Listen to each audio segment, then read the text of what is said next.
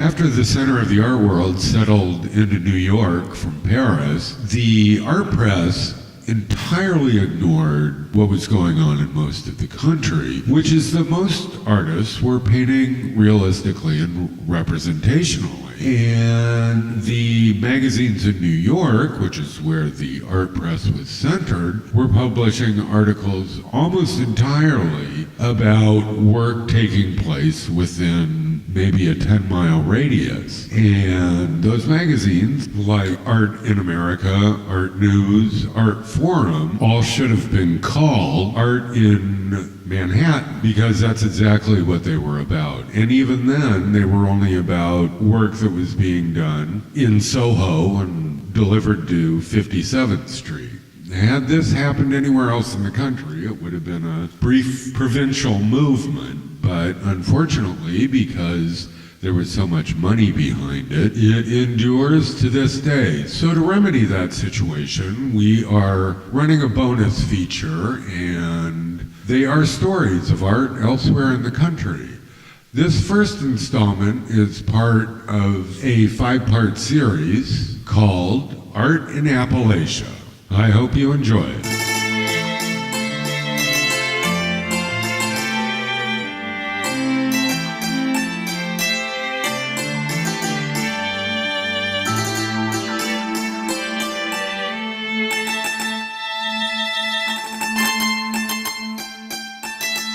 So Clem and I are sitting there minding our own business, drinking our Coca-Colas, and thinking about getting out the whiskey and beer, you know, because it's noon and we haven't had lunch yet.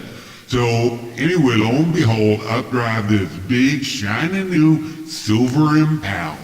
And sure enough, it looked like a government car, and out gets the government man. And he walks up to the screen door and he says, "You boy mind if I come in?" And we're like, "No, help yourself, long as you ain't police." Well, he chuckles a bit and he says, "No, I ain't no police." He said, "I represent the Appalachian Cultural Council." Well, I didn't know there was such a thing, and I know Clem he didn't, but he's like nodding sagely. Anyway, we invite him to sit down, and Clem goes and gets all three of us cold ones, and he says, "Now listen, boys, you know any artists around here?" And Clem, he says, "Why?"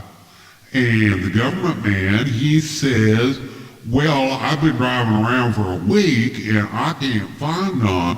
And I got a $50,000 grant here that I got to give away in this county or I ain't giving it away." And Clem said, "Now you're talking an art grant?" And the government man, he says, "Why, yes I am." And Clem says, "Well, it is your lucky day because I am an artist." And the government man, he says, "No." And Clem, he says, "Yes, I am." And the government man, he looks damn right excited, you know, because I guess he's just glad to get this monkey off his back. Clem says, "You can call what I do, you can call it outsider conceptualism." Well, the government man, he perks up even more, looks at Clem like Clem knows what he's talking about. Clem looks at me, says, "Cephas, you remember I was showing you that the other day, that thing I was working on about the engines and shit, you know?" I kind of nodded weakly. You know, I didn't want to blow his cover, but I was totally lost. But you know, Clem, he's quick, and I forgot to mention that he actually went to college, community college, for 3 months. So Clem says, "Yeah, well, come on out to the garage and I'll show you what I've been working on." So I follow along, and the government man, he come out. Well, Clem, he'd been working on his car, right? So he had the engine block out there on a tarp that was lying on a old wood pallet, and he says the engine block represents the engine of the media and society. And I mean, he said, you know, the whole media, the televisions and the social media, it is this enormous, magnificent perhaps, but monstrous force that is just assailing us. And we are not being overrun by people. We are being overrun by an idea that is so tangential, I think you said, and solid. It is as real as this cell phone in my hand. Well, the government man heard that. He looked like he had just heard the most beautiful music he had ever heard. And he was serious and shaking his head, like he had heard the voice of God. Well, anyway, Clem goes on, saying, in fact, people are leaving Appalachia. The only people come down here now are Yankees, fucking Yankees, looking for summer homes. So people are leaving, and he finds that incredible because of its awesome natural beauty. And he says, we have this Appalachian kind of sophistication that goes entirely unappreciated. Well, when Clem said sophisticated, I bust out laughing, and I had to pretend I was choking, cause, man, that was just craziest shit I ever heard, Anyway, the thing about Northerners, that almost made me chuckle too. I had to pretend like I had a scritch in my throat, cause I remember somebody telling me about our friend Rebel. Now, she was christened Rebel Flag, but everybody just calls her Rebel, right? Anyway, she run into one of them Northerners down at the gas and sip, and I guess it was, just one of those things anyway. So, they're muttering something about how it's a good thing they can't fly that fucking flag anymore. And Rebel, she says to her little brother, who's over there trying to break into a car, said, Robert A. Lee, you get over here this minute. And when they hear Robert E. Lee, they start laughing, and she walked over and she whipped out her jackknife and, said, hey, that flag, we can fly and we do fly it. And then she demonstrated the superiority of the South with her jackknife on the hood of their black Mercedes-Benz. And she said, we damn near won that fucking war, and what if we had, huh?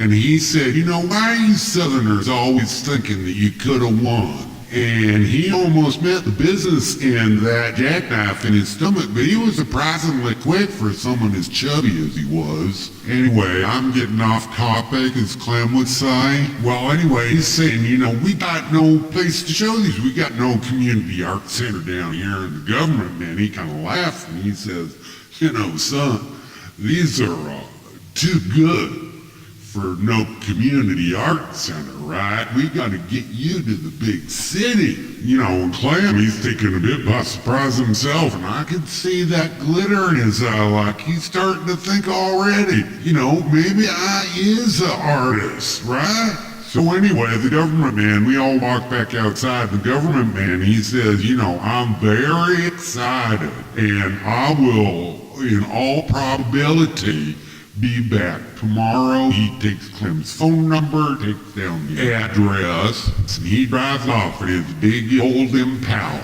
Well, the next day come back, and he gave Clem right then and there a check for $50,000. And Clem was the recipient of the Appalachian Artistic Frontiers Grant for new and exciting art. Well, the government man, he gave Clem a big hug and said, he had not been this excited, and he couldn't remember how long, and he just thought Clem was the greatest thing since sliced bread, and he would be in touch. Now, I don't know who the fuck set up that grant or where they got the money, because there really ain't no artists around here. There's people who knit and shit and make coffee tables out of old stumps, But anyway, so Clem, he told me later that he had read while he was at community college, he'd read 2 issues of Art Forum, which he said was just bullshit, but people were always trying to suss out what it meant and stuff. And I said, well, what does it mean? He said, it don't mean nothing. He said, it's just fucking words, but you use them right and clever and in the right place in the right time, and people think you're an intellectual.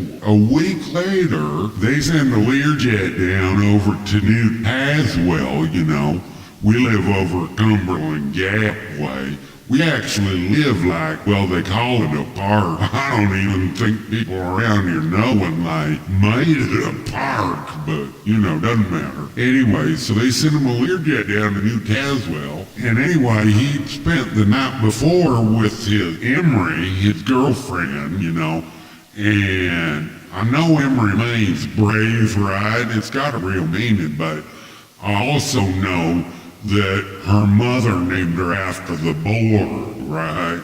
But anyway, so Emery come, and I come back down to New Tazewell to see him off out on the tarmac, just a little dinky airport. So Emery's like yelling at him, he didn't want to take with it. Well, he can't, he probably could have. Shit, they would have let him do any fucking thing and paid for it with a smile. But he said he couldn't, and, I don't know, wasn't real happy, and so she's like in her pink fuzzy slippers and her panties and a tank top that didn't cover her midriff, that she woke up in, following him out across the tarmac to the Learjet, yelling at him and hitting him in the head and the arm the entire way.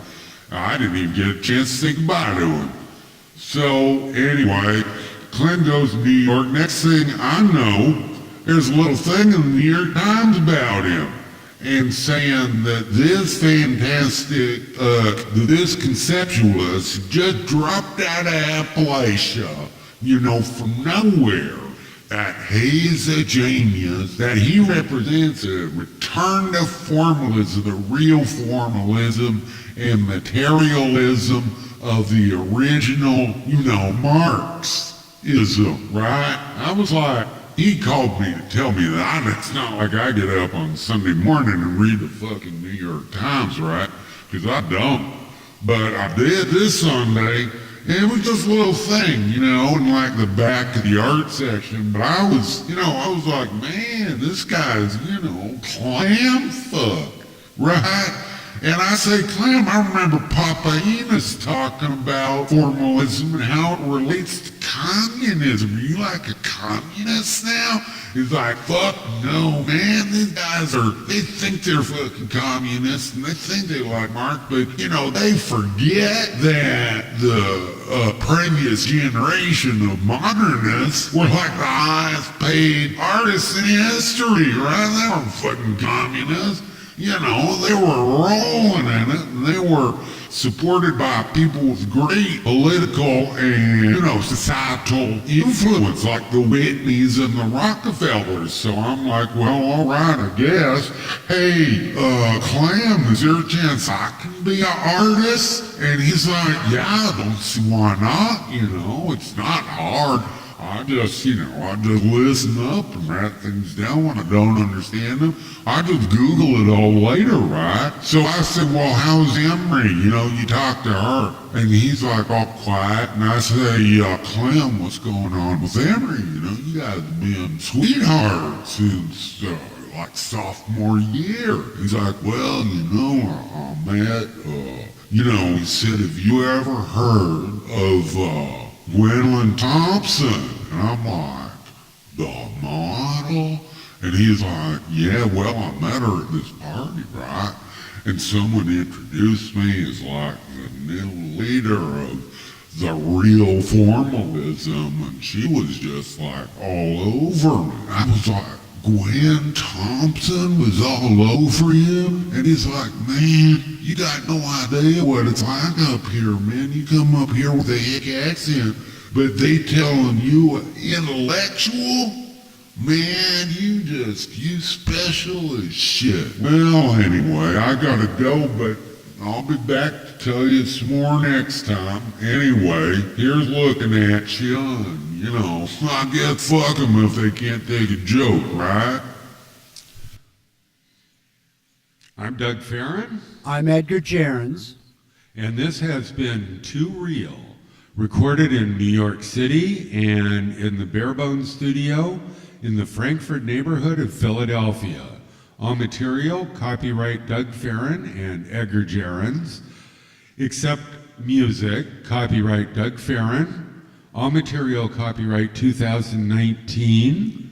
Thanks very much for joining us, and we will see you again next week. This has been a production of Doug TV International.